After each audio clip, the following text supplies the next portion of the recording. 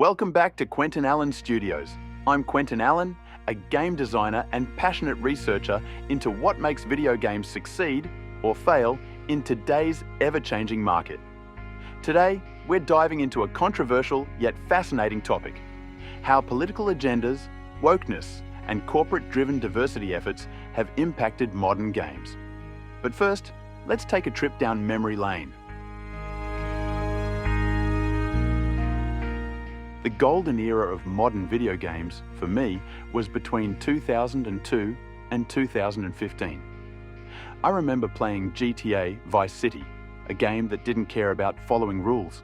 It was raw, gritty, and bold. We were sixth graders bragging about game moments, picking up hookers, fighting street gangs, and navigating the chaotic neon-lit streets of 1980s Miami. But beyond the wild gameplay, what truly made the GTA series legendary was its storytelling.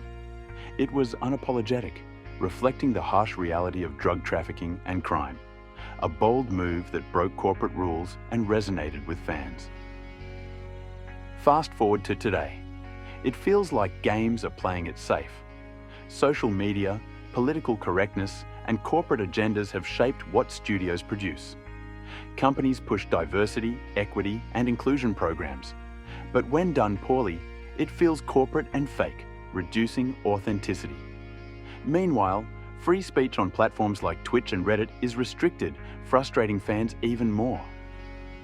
The only way some gamers feel heard is by not buying games. And while the industry is still booming, many core fans feel abandoned, cast aside in favor of chasing new, broader audiences.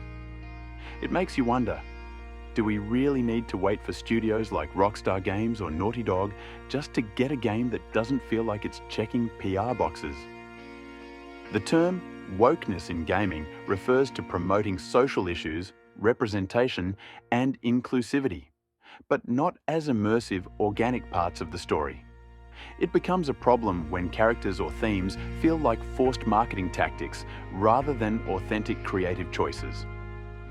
If we can see these issues so clearly as gamers, why do studios keep pushing them? Are they trying to stir up controversy, or is something deeper at play?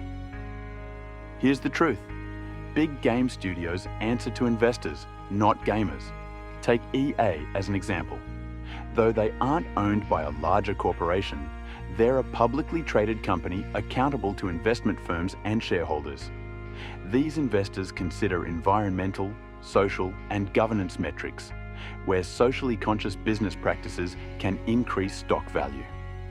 To maintain partnerships with giants like Sony, Microsoft, and Nintendo, EA plays it safe, hoping to avoid bad press. But here's where it backfires. By chasing new markets with inclusive characters designed for marketing campaigns, they risk alienating loyal fans.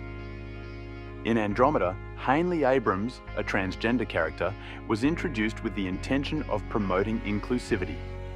However, her portrayal felt awkward and underdeveloped, leading even LGBTQ+ gamers to criticize the character for coming across as a shallow representation, rather than a meaningful part of the game's narrative. By contrast, The Last of Us Part 2 introduced Lev, a transgender character whose identity was thoughtfully woven into the game's storyline. Lev's personal struggles and relationships felt authentic and deeply connected to the game's broader narrative, earning praise for emotional depth and well-rounded development. The difference? Authenticity versus marketing.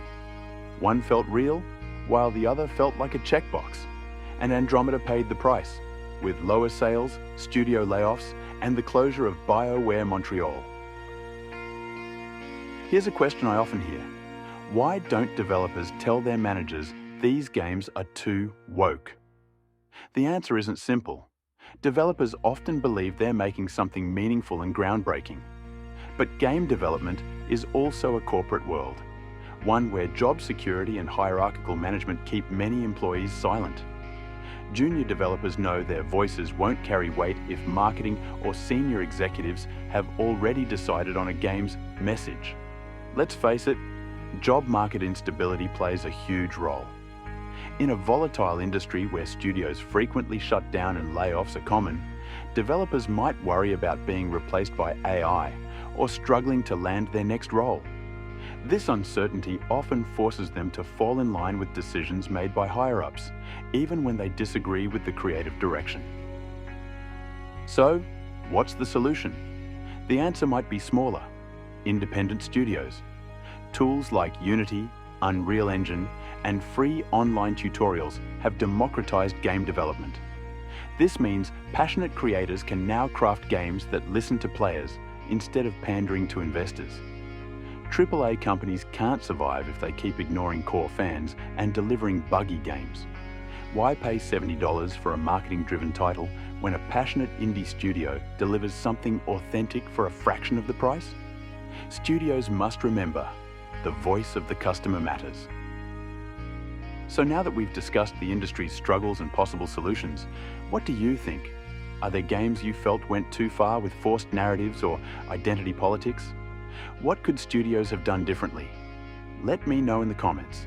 If you enjoyed this discussion, like, subscribe, and share your thoughts. Let's keep this conversation going here at Quentin Studios.